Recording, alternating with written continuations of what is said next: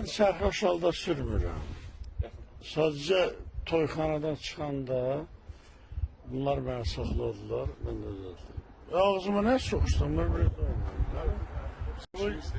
Sərxoş testdən keçdik. Hə, Spirtli çıxarışlar olundu. hə.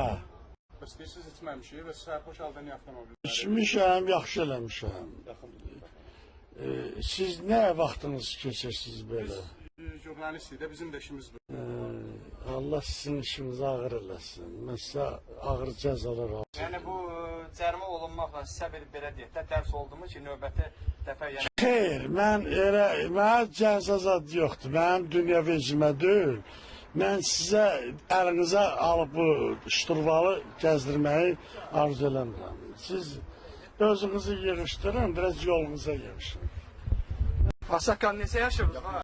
Mənim 67 yaşım var. Xeyirləmiş görmüşüm həyatda. Amma yəni soxma da ağzıma. Mən xahiş elərdim məni bunu efirə verəsiniz.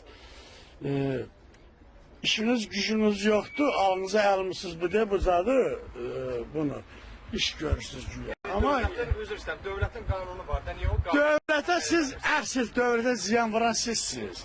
var ki, sərxoş halda maşını idarə etmək? Yaxşı edirəm, işmişəm, keyfimdən gəlirəm. Belə sizi kimi adamlar mənə belə xoş gəlmir. Onu sizə görə işləyirəm, sizlərə görə.